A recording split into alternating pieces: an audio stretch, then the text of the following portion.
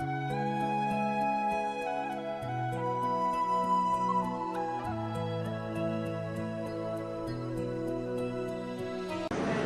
back. Here with us today we have Sarah Berman and her co-author Specimen Z. They're here today to talk to us about how to survive during the zombie apocalypse. Thank you. We're very happy to be here.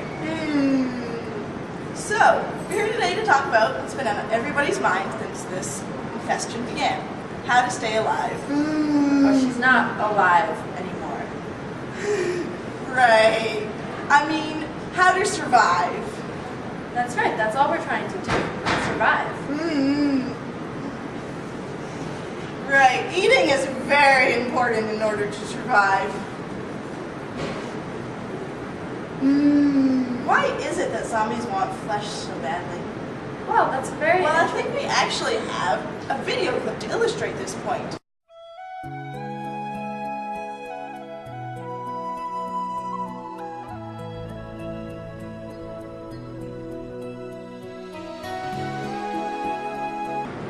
As you can see, flesh does wonders for the undead.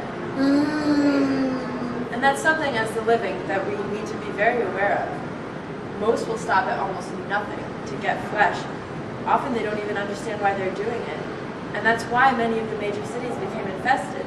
People just didn't understand how zombies function.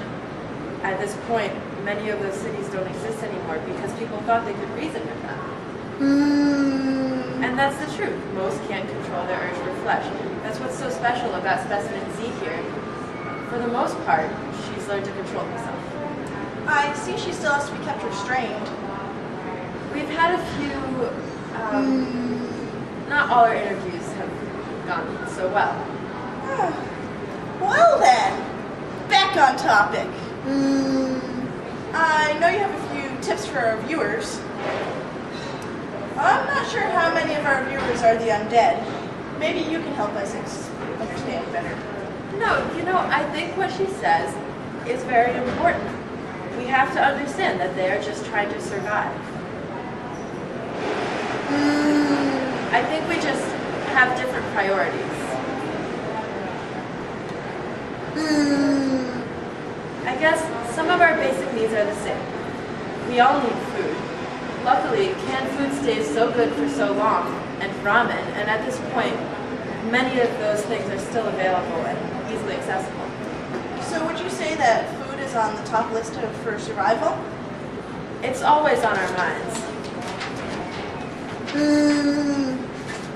But not as much as for them. I would say my number one priority on my list of ways to survive is actually never to go anywhere alone. That's how you end up dead. And if you're dead, don't be mean. That's interesting. You both would recommend staying in groups. I think we differ in some ways. She would rather travel in a big pack. My ideal would actually be 2 to 4 people. Only 2 to 4 people? Too many people is too risky. You can't risk being slowed down, not when you're on the move. And it's essential to have a small group. We use the buddy system. It's just us here. We stick up for and fight for each other. I mean, I think the most important thing to realize is that we are never safe. It doesn't matter if it was the government or if it was a virus. As long as there are zombies around, you can never let your guard down.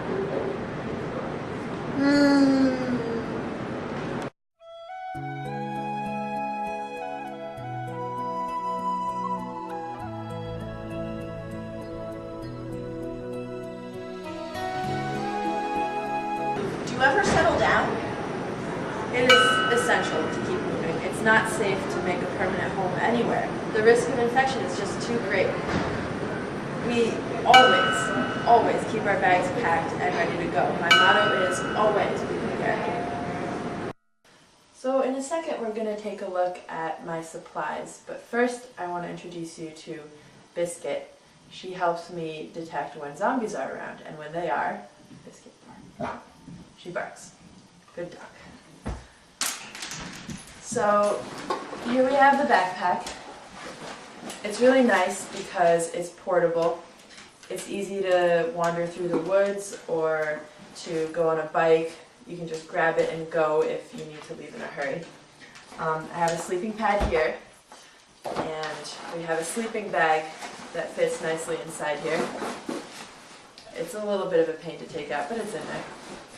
I have a water filter to get clean water.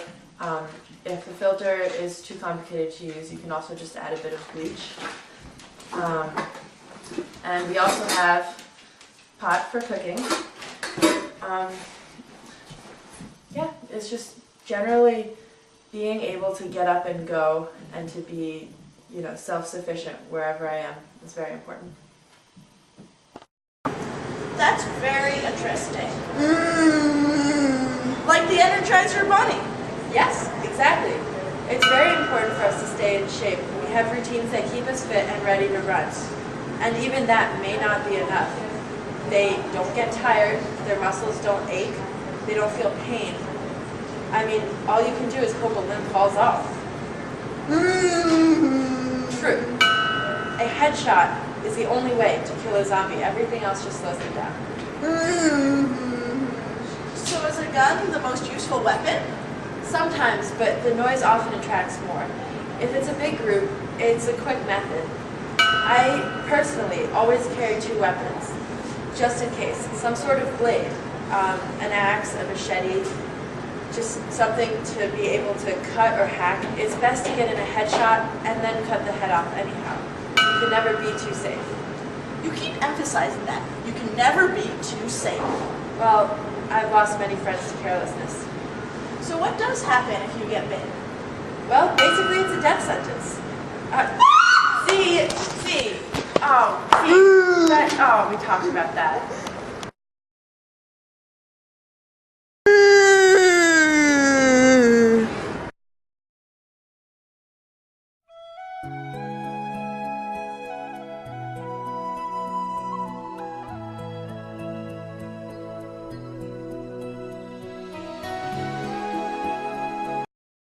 I see she still has to be kept restrained.